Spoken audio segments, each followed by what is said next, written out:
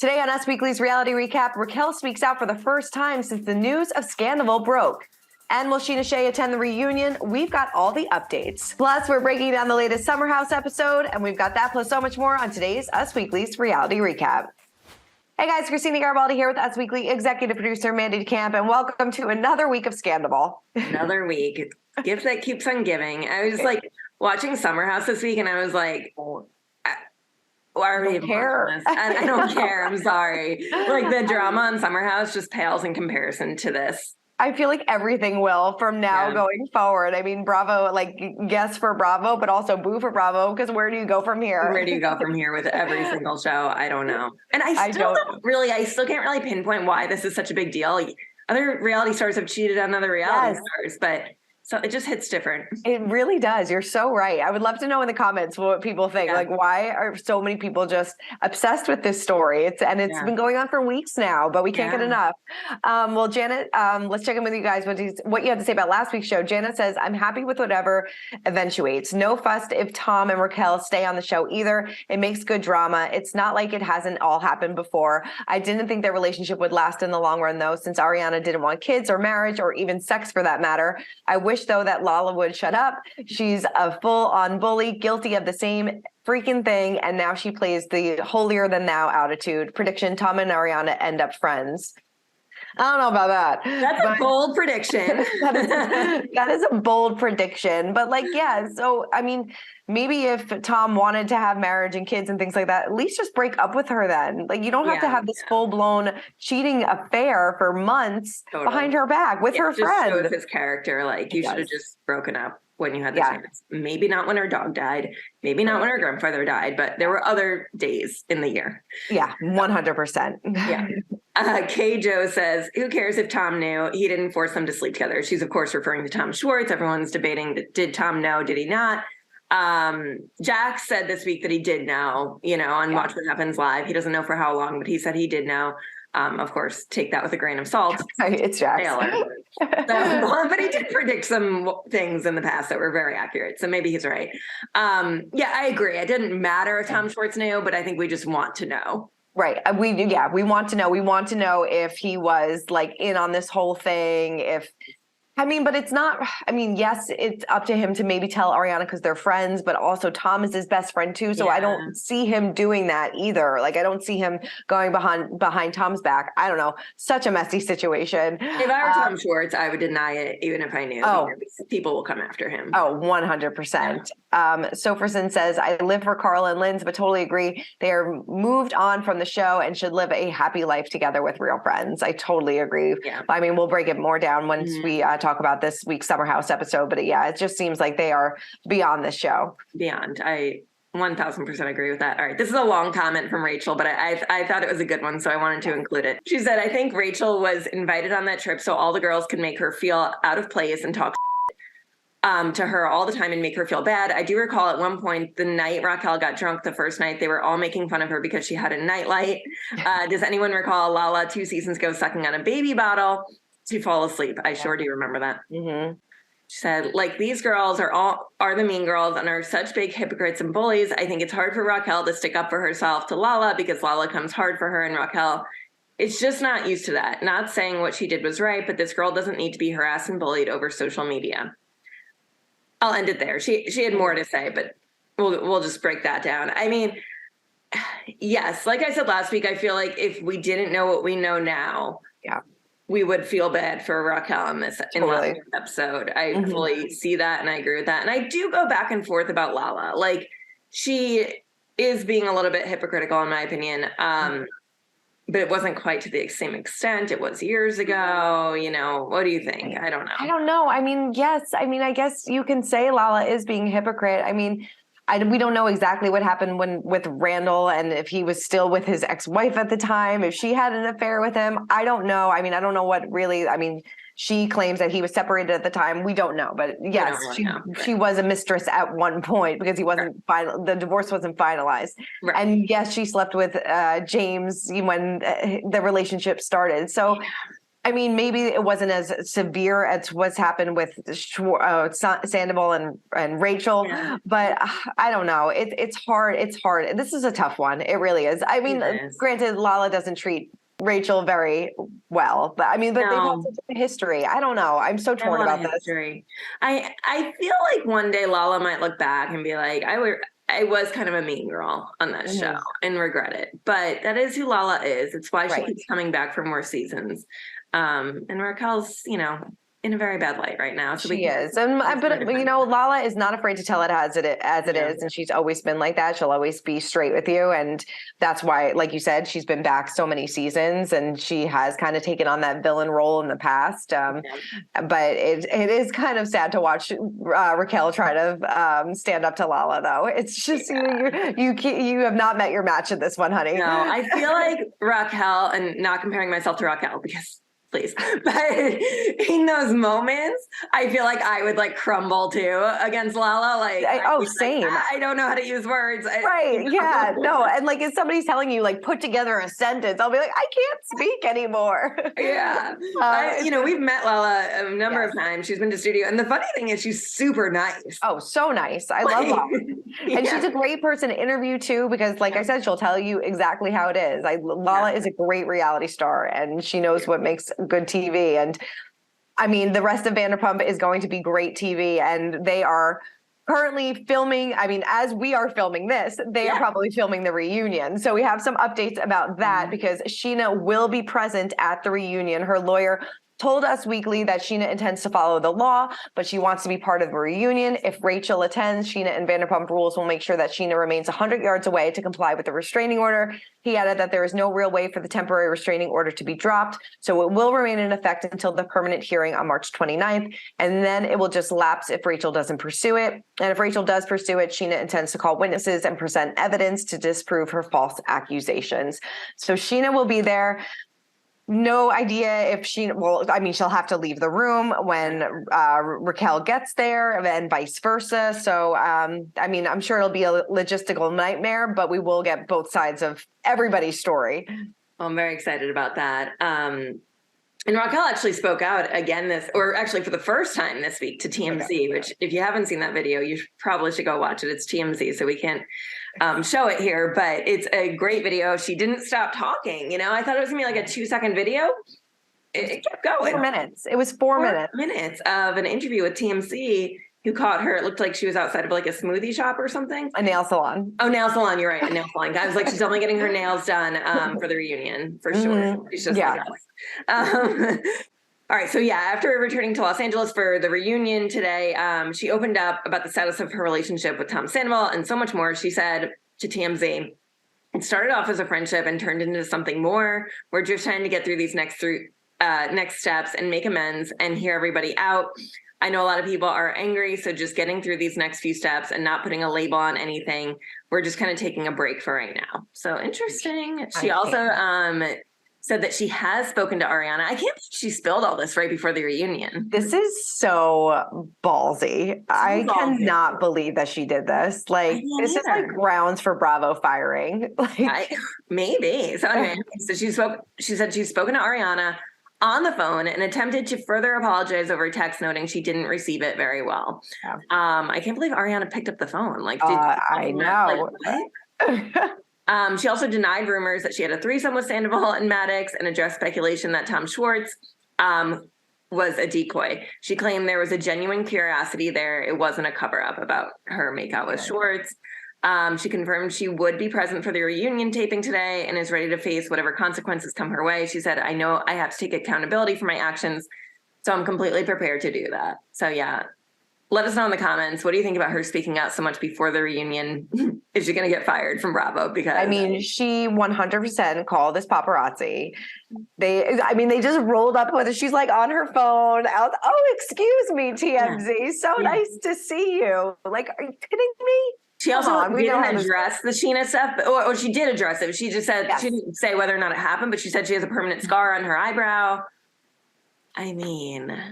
I cannot believe that she spoke out before the reunion. I don't know if they paid her. I have no idea, but they probably paid her. And this was a bad look. This really was. This was not the way that and the smile on her face during the whole time too. There is just no remorse here at all. I feel. No, it was strange. It was shocking and strange. But yeah, it really, and I really wonder, like, I know that it seems like her and Tom still have something going on. Like they're not putting they want to see how the next couple weeks go. Yeah. So like, you're still like talking about the future. Maybe you're not putting a label on it right now going into this reunion because you know the hate that you're going to get.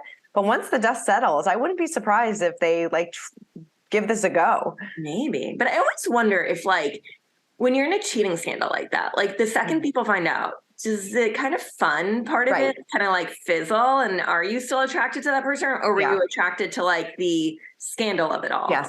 Or the secretness of it all? I don't know. I've never been in a 7-month affair, so I don't plan. Right. No, you're so right. Yeah. Does the romance kind of fade because this is not fun and sneaky anymore. This is real life, and now we're stuck together. Do we really like each other? I don't know. Well, good news for Ariana. She has landed a role in the upcoming Lifetime original movie, Buying Back My Daughter. The film, which also co-stars Megan Good, centers around a mother named Dana who learns her daughter Alicia is being sex trafficked on an escort website and decides to do something about it. This sounds dark.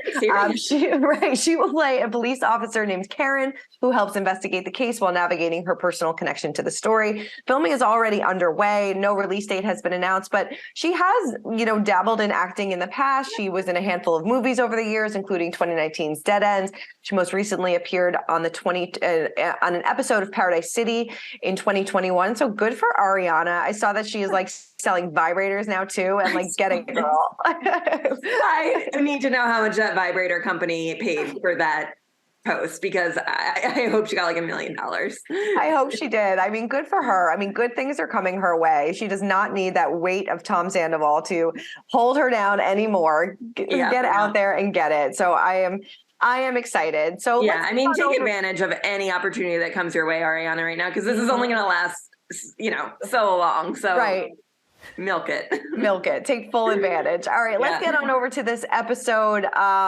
It's so funny. Like, we've talked about it, watching this show now and like looking for those clues, but now I just want to fast forward to the end. Like, especially now that like Raquel spoke out, we've talked about this in other shows too, like Jersey right now with Teresa and Melissa. We kind of know the ending, right? We know they didn't go to her wedding, so it's like you kind of just want to get to the end. It does spoil the season a little bit. Yeah, no, it does. I think I saw in like a Bravo like fan site, they were like, just give us all the do like a Netflix dump, give us all the episodes, and then spread out the reunion for like 5 weeks, because that's what we really need. Yeah, I totally agree with that. Are apparently edited and done because Andy Cohen had to watch them before the reunion. I saw so. They're done. Give them to us, please. Give it to us. Give it to us. Allie, reading James's stars. Yes, forgot about that. Yes. All right, so let's get into this episode. Yes, James leaving guys' night because Raquel showed up. I don't blame him. I wouldn't really want to be hanging out with my ex-fiance all the time. Like, no, and I think he is trying to be respectful to Allie, and I think he handled this well, being like, guys, I gotta go. I'm out of here. James, I've said it before, he's one of my favorite reality stars. He just says it like it is. And I respect him for leaving. I mean, he's done disrespectful things in the past too. We can't forget. But I think that maybe he's turning over a new leaf, and it was good that he left. Definitely. I agree.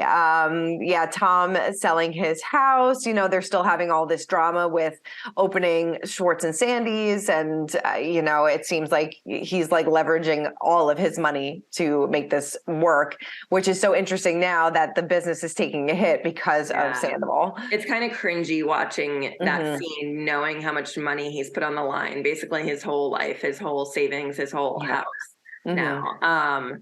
And now knowing that his best friend is kind of sabotaging their business in a way, although we don't really know, maybe they're doing better than ever because people are curious. Sure.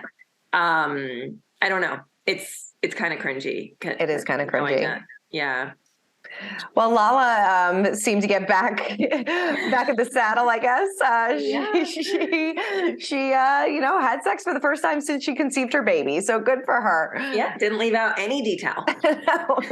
No, she didn't. And it seemed like she kind of casually saw him a few times afterwards. So good for her getting back out there. Yeah. And it seems like it's time. And Kody and Ariana are full steam ahead on their sandwich shop. It seems like they found the location, the business plan. Good for them. It seems like, I think Jax Taylor and Brittany said on Watch What Happens Live, they feel like the sandwich shop is going to do better than Schwartz and Sandy's. And who knows, maybe it will. It might. I mean, it's also a great location being 4 doors down from SUR, I think, because any of the fans going to SUR are obviously going to go get a sandwich. I think they should be open up late night for like drunk sandwiches. I totally agree with you. Yeah. But yeah, I think that was a prime location and a good idea for them to do that. I agree. All right. And then, we talked a little bit about before the Lala versus Raquel, Lala calling Raquel weak and not being able to forgive her, Kody saying that she was happy that they invited her on this trip because they realized that they don't want to be friends with this person anymore, which is pretty harsh as well. Yeah. But yeah, no, the two of them going at it at the end of the episode, and then like Sandoval standing up for Raquel during all this too was like, okay, were they hooking up at this point? What was going on? Because he was wearing the necklace. So I think that I don't know. The timeline of this is so hard because they were saying that maybe this happened, I guess maybe this was right around the time it started, but then those lightning necklaces came on pretty quick. Yeah. But wasn't the lightning bolt part of the TomTom logo at some point? It could be. Maybe just Raquel got one later on. Maybe it was Raquel wearing it. Yeah. I don't know. I'd have to do some more digging on that. I know. The lightning bolt scandal. But it was interesting that he really stood up for her. And, that watching that back now, you're like, okay, something was definitely going on between the two of them at that point.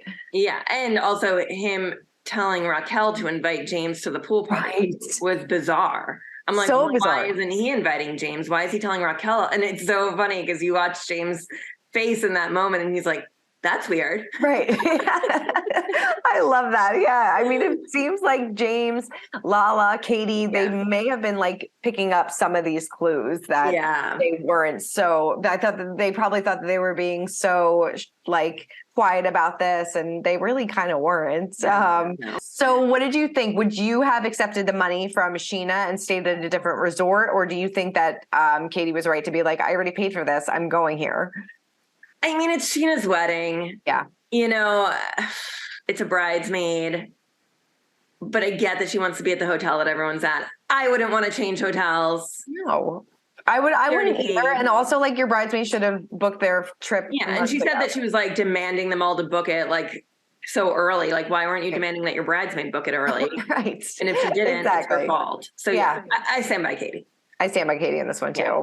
Not a good look for Schwartz. Okay. Then this mid-season trailer, which I've watched, no joke, 100 times. Same. It's so good. It's so good. Who is Tom kissing? Ariana. It's definitely Ariana, right? It's definitely Ariana. Well, because, a lot of people have looked, it's the same hotel room as the,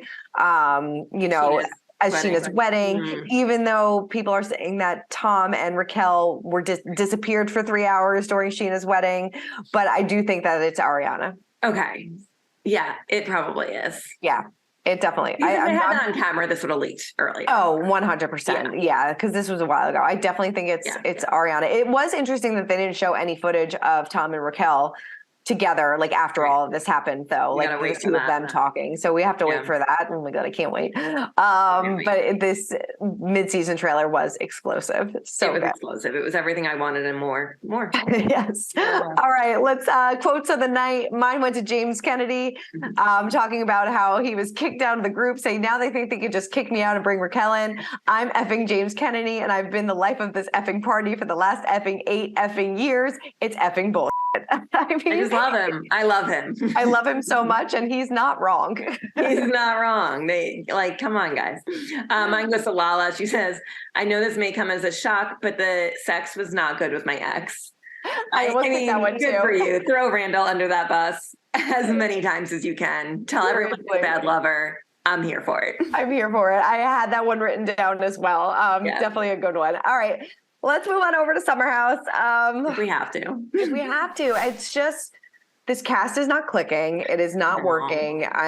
We've said it time and time again. These people are should not be spending the summer together anymore. It's just not working. It's not fun to watch. I mean, Carl thinking that Kyle hates him and just the drama between the two of them, and Kyle saying that Carl has changed. I think Carl and Lindsay both have changed, and maybe for the good, and maybe they just don't need this anymore.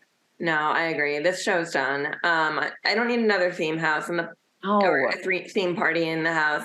I think part of the fun of the show is seeing the Hamptons, but the Hamptons barely let them film anywhere. So they end up spending a lot of time in the house, and it's just the format's a little old for me. It is. I agree with you. I don't need another theme party. Like, I really don't.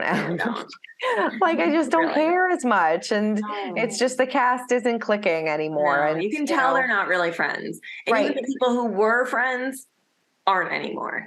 Yes. And you can tell, like, some of them aren't even there on the weekends. It's like they have lives. Paige is barely there this season. Paige is barely there. And I feel like she has like zero storyline, and then the rest of the new cast members aren't really clicking with the other ones, which is, it's hard when you have like people that have been there for 7 or 8 years, they have a history, and to just keep throwing these randos in, it doesn't really make sense. No. And the whole Sandoval is just not helping them. Maybe this wouldn't seem boring if we didn't have that, but we have that. So. Yeah, no, totally. I mean, what do you think about Danielle having such an opinion about this relationship? Obviously, it's got to be difficult or weird seeing your best friends, transition into a relationship. And she's saying that they're moving too fast. Lindsay's trying to be a better person. I don't know. Yeah. It's also, we forget Danielle and Carl dated a while back. And I'm pretty sure that's why she's even on the show. If I remember correctly, I feel like that's how they like introduced her when she first came in to the show. So we forgot about that. Maybe there's some little, she knows Carl really well. So maybe she knows something we don't, where it's like, I don't know if they should be moving so fast. They kept talking about Lindsay drinking and Carl not drinking. Look, I think that can work, but I think it might be hard to work in a summer house in the Hamptons. Totally. And I don't blame them for moving fast. They have known each other for 8 years or so.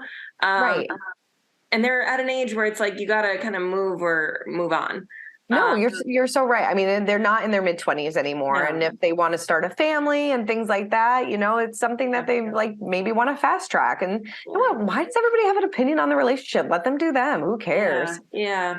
I don't know. Other than I just feel like, I've said it before, I feel like a lot of people just don't like Lindsay that much in that house. Right. And maybe that's what it's more about, and not probably a relationship. Yeah. Probably. All right. Well, my quote went to Kyle, says, "You guys are reading between lines that don't exist." And maybe it seems like a lot of this is kind of like all in their head. So I don't know. Yep. I don't know. But it's so hard to concentrate on Summer House when Vanderpump has been the dominant headline for weeks. So I do feel bad for this season for them, but what can you do? Yeah. All right. Well, time for our social spotlight of the week. Mine went to Spencer Pratt again because, love that he is so invested in this. Here he is on TikTok talking about why Raquel doing this TMZ video was the worst idea. Take a look. What were you thinking? The reunion is tonight. You were going to have $500,000 in lighting budget, hair, makeup, a beautiful gown, and you chose to pretend like TMZ randomly found you sitting in this chair in front of Blush Nail Bar. Hopefully Blush Nail Bar just paid you more than God knows how much you just sabotaged on your re-up negotiations for a new season because you just burned Bravo so hard. I mean, he's not wrong. Like and we kind of said it before, like he's saying that like she could have maybe ruined her negotiation for her re-ups and things like that. Like she may have just like put a nail in her coffin. I don't know. You really might have. Love Spencer. He's right up there with James Kennedy for me. There's something really about is. those like really guys is. that say whatever they want. Yep. How about you? Tough spot for me. Yep. So mine goes to Andy Cohen. He was on his way to the reunion. He said, "I'm speaking as a fan. I have nothing to do with this show besides hosting the reunion. I will say without hyperbole that the second half of the season is some of the best TV I've seen on Bravo." And then he goes on to say, "My mouth is on the floor." When he was watching it on the plane too. I love that. Are you on a private jet? Because like this is embargoed, and if anyone else is like screenshotting this, I think he tweeted that like he was like, I watched it on the plane and nobody around me really appreciated it. So I would have been like, get me another pair of headphones, Andy. Seriously, I would be like looking over his shoulder, like, what's going on here? Oh my God. It's going to be so good. It's really going to be fantastic. I mean, not for the people that are involved, but for us, for entertainment purposes, it's going to be really good. Yes. All right. Well, that is it for this week's episode of Reality Recap. I'm sure you guys got a lot to say still about Sandoval, so please let us know in the comments. Keep subscribing, and we'll see you guys next week. Bye. Bye. For more news, content, and exclusive interviews, make sure to hit the sub, like, and bell button down below and visit usmagazine.com.